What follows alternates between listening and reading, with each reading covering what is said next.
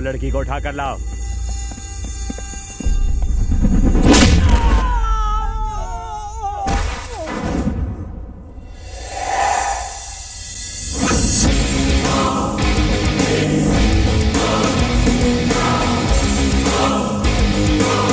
लुखे, जब तक मैं क्रीज पर हूं आने वाली हर बाउंसर को बाउंस करके बाउंड्री के बाहर भेज दूंगा।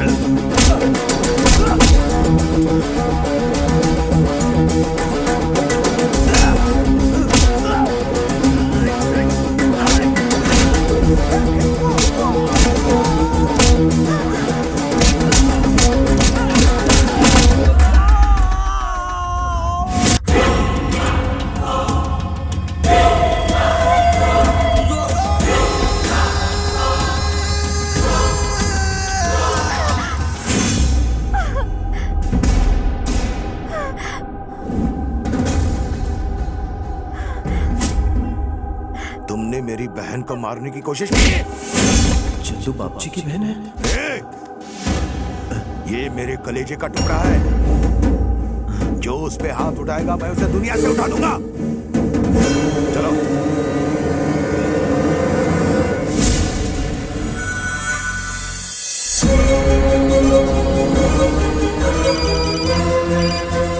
अरे वेंकी, बाप जी के हाथ से तेरे पापा को उठा के ले गए।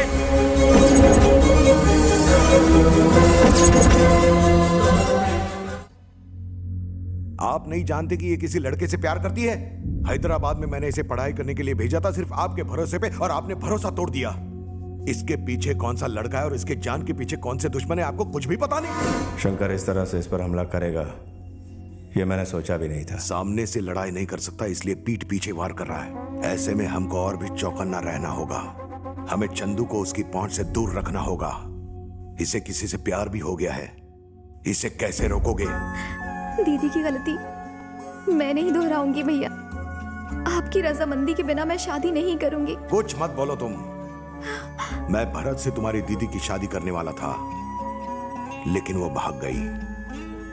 अब मैं 8 दिन के अंदर तुम्हारी और भरत की शादी करवाऊंगा और उसे दिया हुआ वचन पूरा करूंगा। इसमें कोई दो राय नहीं, समझे?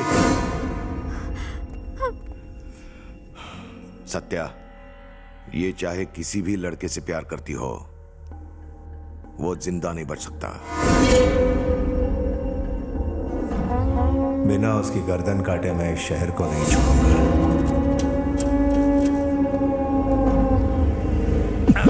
ध्यान से सुनो, अगर हमने भैया से कहा कि हम उसे ढूंढ नहीं पाए तो भैया हमारा राशन कार्ड से नाम कटवाएंगे और उसे ढूंढने दोबारा भेजेंगे। इतनी धूप में कौन भटकेगा? इसलिए हम कहेंगे उसे टपका दिया। भैया हमने उस लड़के को टपका दिया। हाँ भाई। शाबाश। भैया उस लड़के को लेकर बाबूजी की सारी टेंशन खत्म कर दी हमने। बाबूजी को टेंशन सिर्फ उस लड़के का नहीं, कोई और भी है। और कौन? एक आदमी जो जानता है कि शंकर हमारा दुश्मन है, जिसने चंदू को मारने के लिए शंकर को अपने साथ मिला लिया है। कौन है वो? वारंगल का केशव रेड्डी।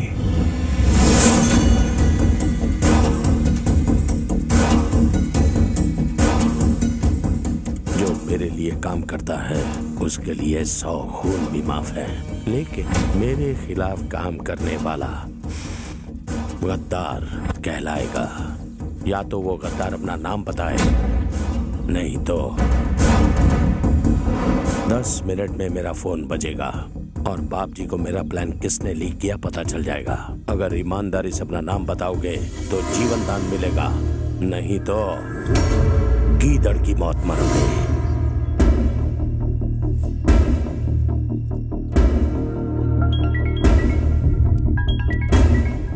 भैया!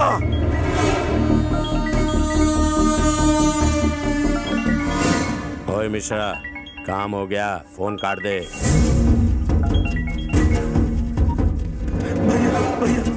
भैया मुझे माफ कर दो, मुझसे गलती हो गई भैया। भैया माफ कर दो भैया, मैंने आपका नमक खाया भैया। इस घर का नमक खा के वफादारी बाप जी से करते हो? माफ कर दो भैया। मेरे घर के चारों तरफ एक दीवार खड़ी है, मेरे चारों तरफ मेरे आदमी हैं, दोनों का मजबूत होना जरूरी है। ले भैया भैया क्या है? अभी अभी खबर आई है कि बाप जी की बहन दोबारा घर लौट आई है। मौत से बचकर कोई कहां तक भागेगा?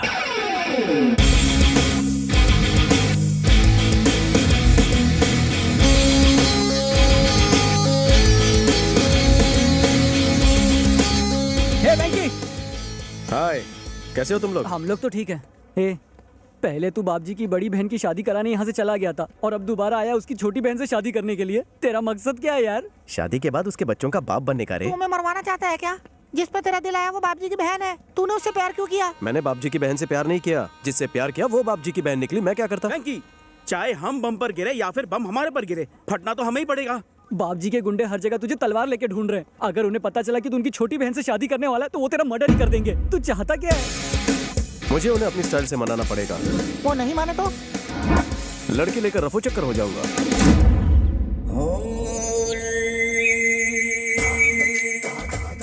तुम्हें मेरे बारे में कैसे पता चला? तुम्हें किसने कहा कि मैं जीएम क्लब में जुआ खेलने जाता हूँ? तुम्हारे बेटे ने।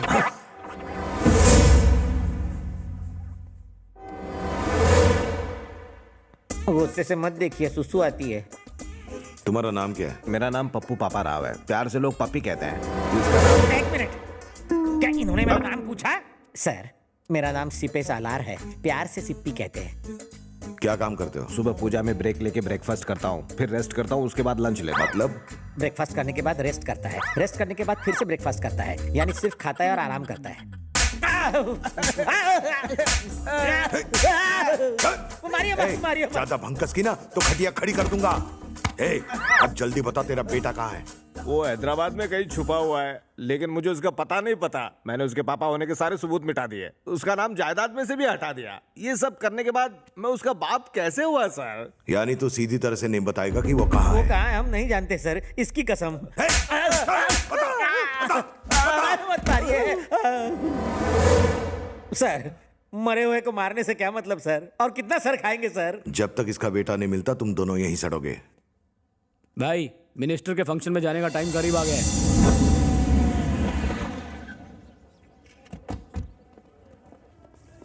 नमस्ते। नमस्ते बाप जी। कैसे हो? सलाम कबूल करो।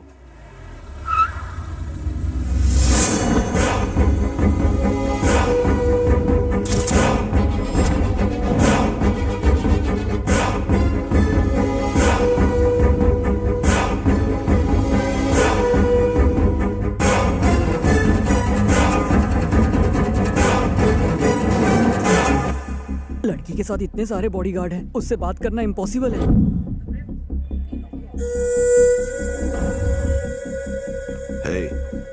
सब लोग होशियार रहना। Thank you. अगर किसी ने चालाकी दिखाई तो उसे उड़ा देंगे। Smile please. मैडम आपसे कह रहा हूँ, स्माइल प्लीज। मैडम, कैमरे की तरफ देखकर एक बार स्माइल तो कीजिए।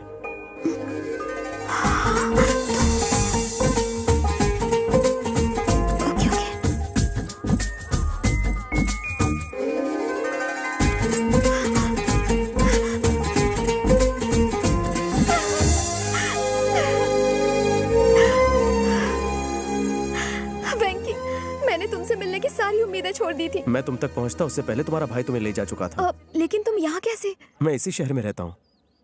एक बात बताओ, हैदराबाद में तुम्हें मारने की कोशिश किसने की थी? कौन थे वो लोग? तुमने कभी केशव रेड्डी का नाम सुना है? मैं उसे जानता हूँ, वो फंक्शन में आया है। उसी केशव ने मुझे मारने की कोशिश की थी। पर क्यों? मेरे भैया और केशव रेड्डी एक दूसरे के दुश्मन हैं। उसकी और हमारी फैमिली के बीच पता नहीं कितने सालों से झगड़ा चल रहा है। एक दिन केशव रेड्डी अपनी बहन और रिश्तेदारों के साथ हमारे घर पर आया था।